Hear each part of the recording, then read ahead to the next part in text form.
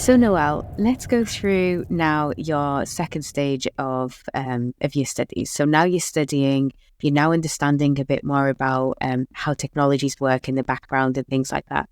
Tell me how you managed to kind of change the way that you studied because you had what you called a study buddy, was it? I did have it. He was actually a friend of my brother. Okay. Yeah, and we met, and I was like, "Oh, is it you?" And he was like, "Yeah, it's me. Is it you?" And we felt like we were safe in each other's companies, like we didn't know anyone, and we helped each other a lot during this study time. So I felt like I wasn't alone because it was difficult at the beginning, I would say. Yeah. You're learning new language, programming, testing, everything in between. And to come from something a whole different to another thing that's different, it's hard. You need to basically give how much time as it takes. You need to give it time to learn, and Yeah. that's what I did. Yeah. You said you kind of, when we spoke about this previously, you mentioned about you had to keep at it, keep learning until you understood the logic behind it. So until you understood Yes, the logic behind it, that's when you understood the reasoning and how to kind of work with testing and things like that. yes. Yeah. I was sitting. I remember I sat many nights, and my kids. I had kids, and so it was hard. I remembered it because during the days I need to focus on my kids, and the night, that was the only time that I had just to focus on my study, learn. I, the lessons that were that I had at school, they were recorded, so I could go back and watch them again, And that's and always helpful. it was. So I thank school for that. Otherwise, I don't know if I would manage.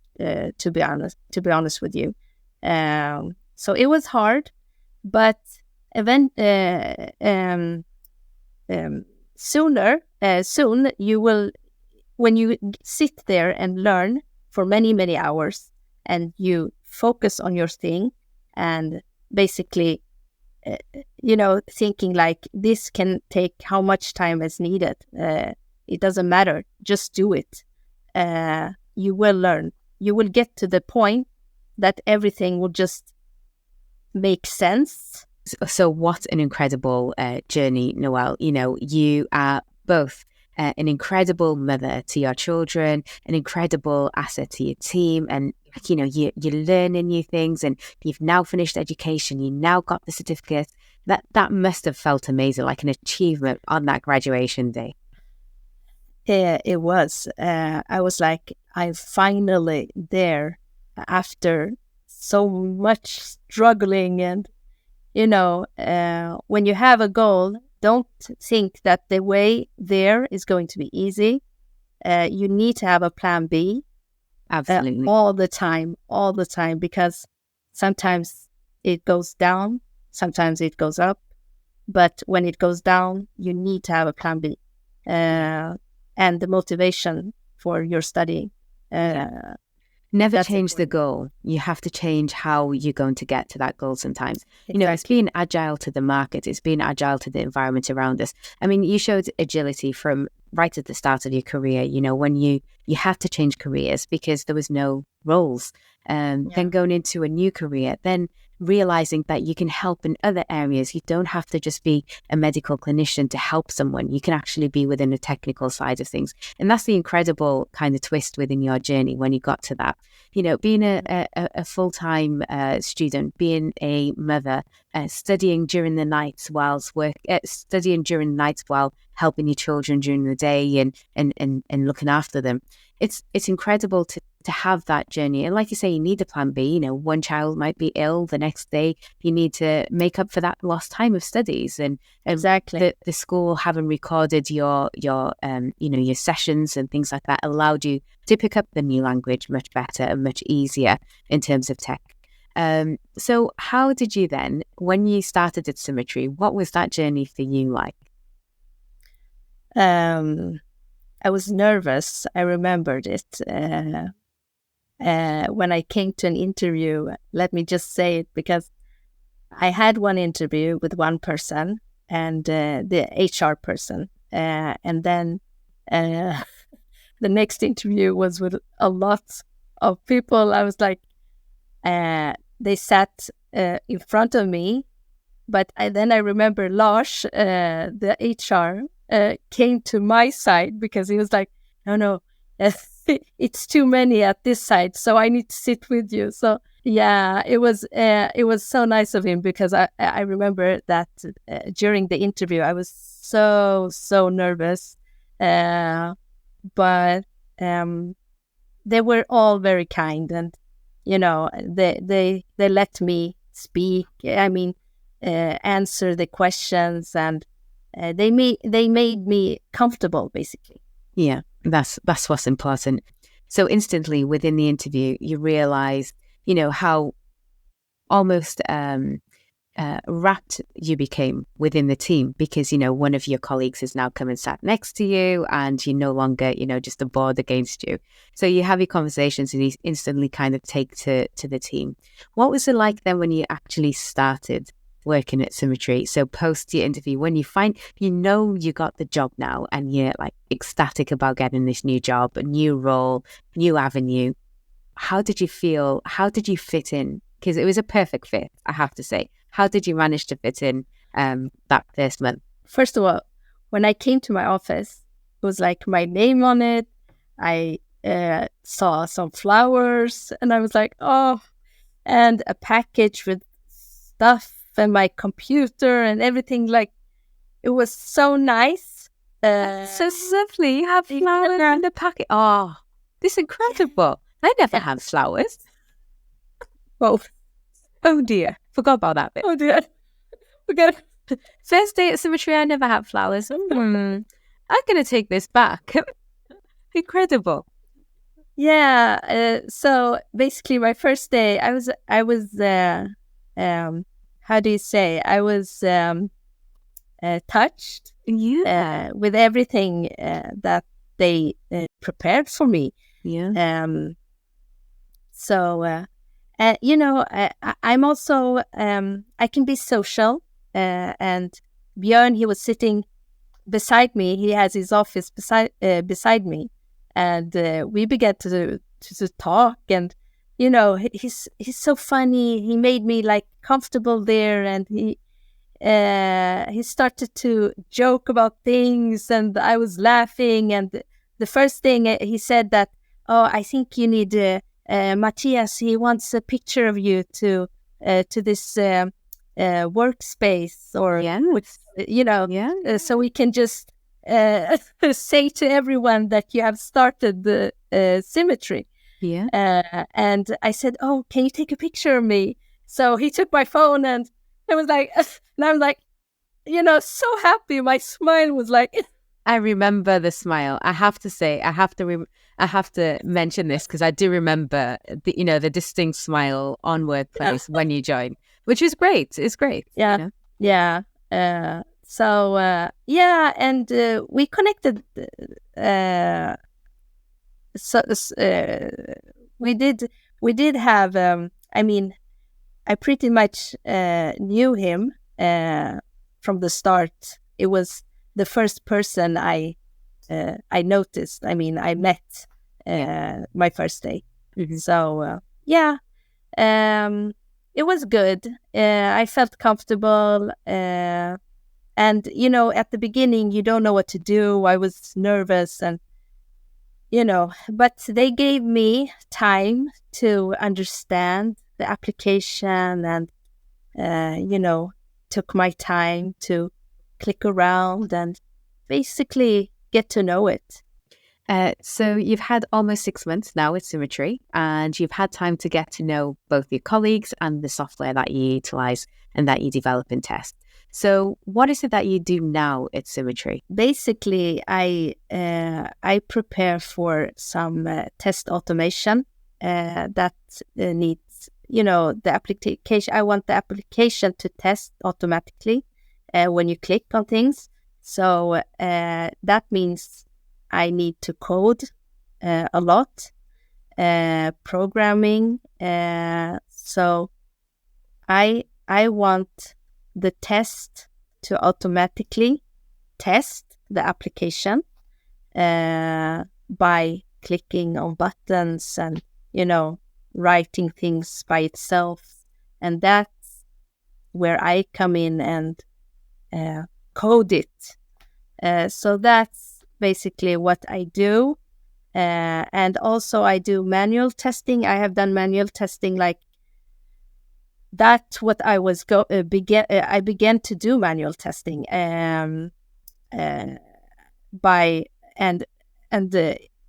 it's all about documentation and what to test and go through step by step.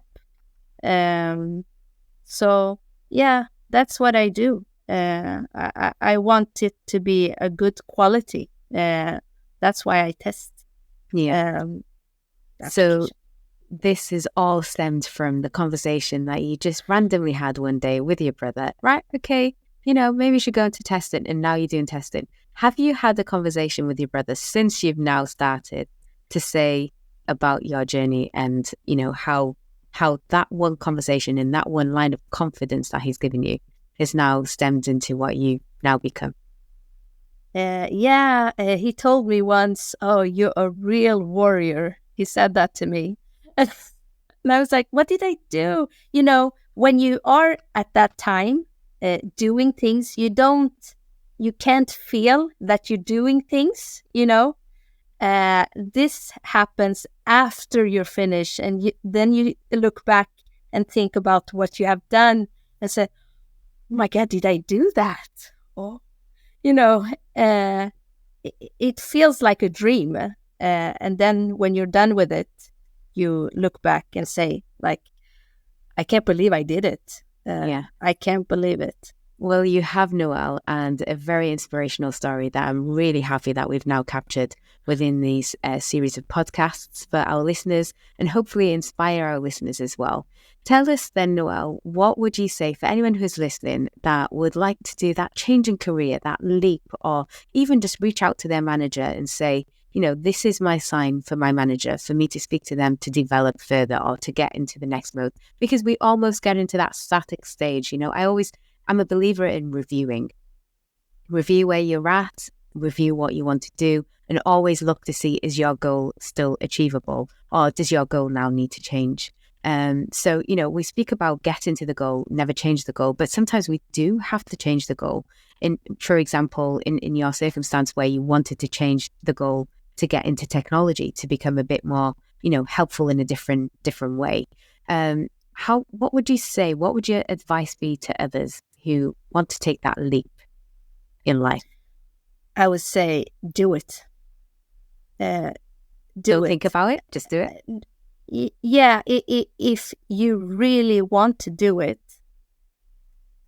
don't have second thoughts. I mean, if you think too much also, you won't be able to do anything. Mm-hmm. Just do it, because it's very it's simple to get there, that where you overthink things, one thing can become this big in your head, and that's where sometimes you can be your own enemy. Yeah, exactly. Your own enemy. And that's your thoughts. And you need to think like, if you set up a goal, just do it. I mean, we have so many opportunities here. We got help. We got these opportunities that you can't miss them. It's basically, I know it gets scared, like if you're going to change your career and professional and everything like that. But if you really want to do it, just do it. That's basically what I had to say. So if we sum up our conversation then, Naual, we spoke about your journey of how you went from footsteps all the way through to fingertips. So looking at utilizing your keyboard to help others. Essentially, that's what you're doing here. And, the dream big. Why not? Have your dream of what you want to do. And if that means a change of career, if that means a change of path, if that means a conversation with your manager to progress, then you should do it. But also be prepared to put in the hard work, because it's a lot of hard work that you had to do in order to get there.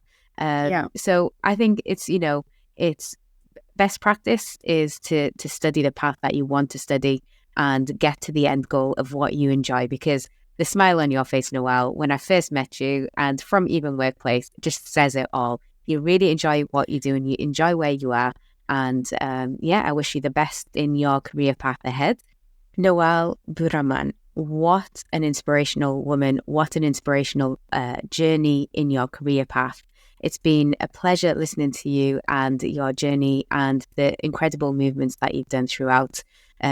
Stopping one work to then go into studying again in education to then start in a new, totally different language of a career. So any final comments or thoughts on what you want to leave our listeners with today? No, but thank you, Bettool, for having me. It was a pleasure being here. The pleasure was all mine. Thank you. Thank you. No problem at all. Absolutely my pleasure. And I look forward to seeing you again very soon in person, Naual.